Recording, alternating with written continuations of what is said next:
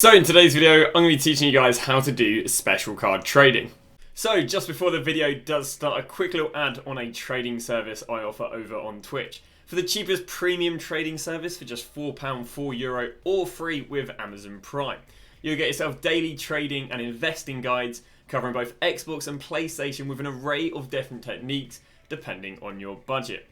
I've been trading for over 10 years, making over 100 million on multiple titles, and recently making over 10 million in the first month for the last 3 years. So in today's video, what I'm going to do is teach you guys how to do a bit of special card trading, or more is at the moment informed trading.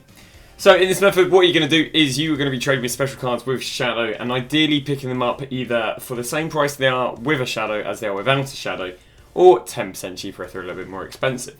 Now, in previous times, we've been able to use special card trading. And special card trading basically allows you to go and use, basically trade with any special card, rather than one specific quality. How you get to that is just flicking your right stick.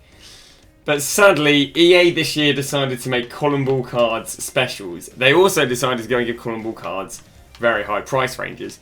This means that if you attempt a special card trade nowadays, you are going to be greeted with a bunch of Luis Suarez's and even plebby bronze cards. Because for some reason EA thought it'd be a great idea to make these cards special and give them high price ranges. Which sadly means that you can't actually trade with all special cards. There's not even a way of crafting a filter that's good because these, have various buy nows, they have various maximum bids. Which means basically what you gotta do is you gotta pick the quality that has the most amount of specials. Now obviously, each promo team only has one, Each promo team only has one team, but obviously Team of the Weeks, we get ourselves like 23 new Team of the Weeks every week. So we're going to be using the likes of Team of the Week. Now how you're going to be setting this filter is you are going to be setting a buy now, it doesn't matter. Minimum buy now, it doesn't matter. The only thing that matters is the maximum bid. And you want this maximum bid to be as high as possible. The reason for this is the higher the maximum bid, the more informed you can catch. Obviously if we look at someone like an 81 rated, we can see that they've got a 9.9k maximum bid. We go to a Joe Gomez and we can see he's got a 10.5. We go to Renildo and we can see he's got a 10,250. You can see these guys have all different maximum bids. So ideally, the higher the maximum bid, the better the players can pop up. So what we're going to do is going to go and search, we're going to scroll to the end, and as long as there is no more than one card over the hour, you can keep on increasing it.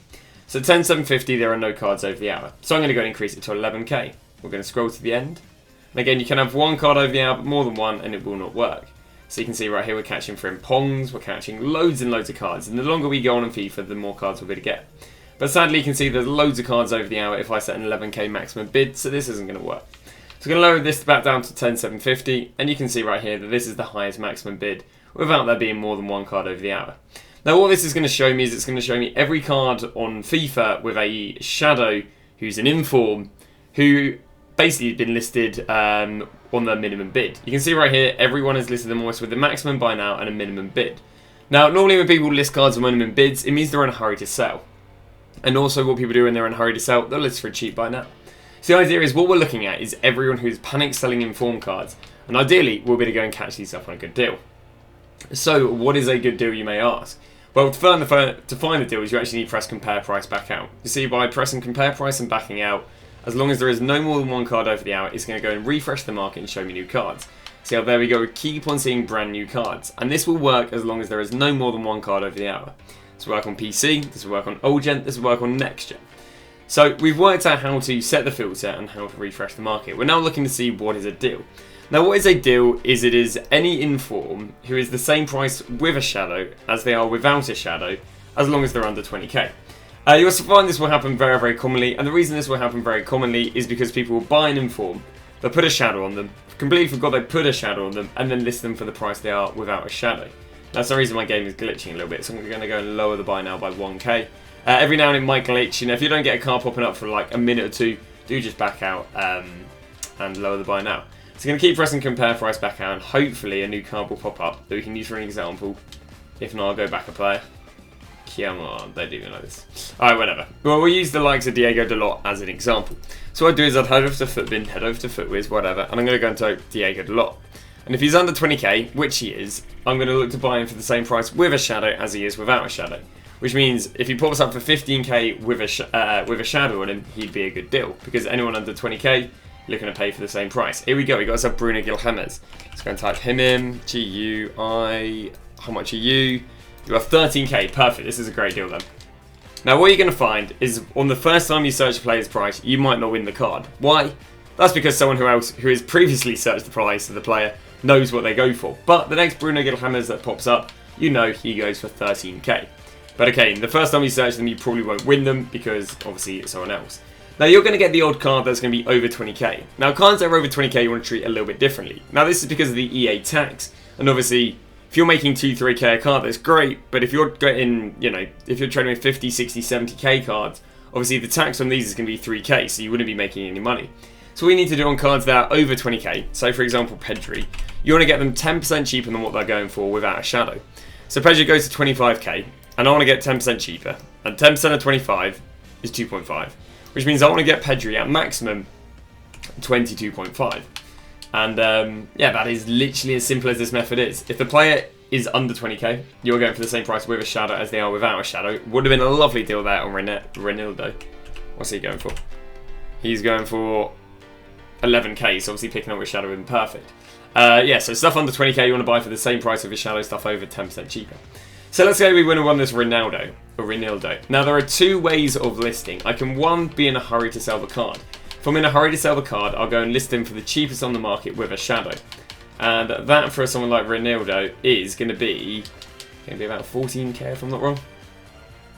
Yeah, that would be 13.5. So if I bought him for 11k right there, I could list him for 13.5, which is 2.5k difference with a 700 coin tax and a 1.8k profit. Very easy money. On top of that, actually, you can see the one we sniped was a left back, and they're all centre backs. So actually, I might be able to sell him for a little bit more. Let's have a little look. There you go. Cheapest on the market is 13,250. I could actually probably go and buy that card and flip him, but it doesn't really follow the rule of thumb. Yeah, I could probably go and sell him for 14.5, which actually means I would have made 3.5, making 2.5k profit after tax. Alternatively, if you're in no hurry to sell the cards, you can actually sell on something called lazy buyers. This is where you basically sell the card for whatever price. There's like 2-3 pages. Now your card will not sell on instantly, but it should eventually sell. Now this is way better to do with the cheaper cards because you're not going to worry about the card crashing in price. But basically, what you can do is keep listing it, and someone will just search the market, see a Ronaldo with an inform for 15k and go, yeah, that's not too bad, he can't be much cheaper, and they'll go and buy it. Even though it won't necessarily be the cheapest Ronaldo with a shadow. So that's basically what you can do if you're maybe sitting on like 5, 6, 700k, is you can just go and list this card up, where there's 2-3 pages, and then sell them on lazy buys. Obviously, you're going to higher your profit margins, but you're going to lower your sell time. So obviously, you need to look at how many coins you have. You need to look at how much room do you have on the transfer list, and if you're in a hurry to sell, maybe for a promo or 101 things. And that's really as complicated as this method gets. It's very, very simple. So again, you're going to go you're going to go gold team of the week, and you get that by once again clicking on A when you go to specials. You're going to go and put the maximum bid to be as high as possible, which I think earlier was 11,750. You're going to scroll to the end. You're going to press compare price back out when at the end. That is going to show you new cards, and then you're going to go and search everyone you don't know what they go for. Don't blind buy, it can make you lose a lot of money. And yeah, once again, if you're in a hurry to sell, you sell for the cheapest. If you're in no hurry to sell, you can go and sell at whenever there is 2-3 pages on the market. And that is special card trading, which is now having a turn into Team of the Week trading. Now, if EA obviously improve sort the price ranges out on the column ball cards, we can do all special cards, but sadly you just can't do that at the moment because EA has... it almost seems like they've done it on purpose. But that is going to be that. Thanks for watching. I'll see you guys tomorrow with a brand new video.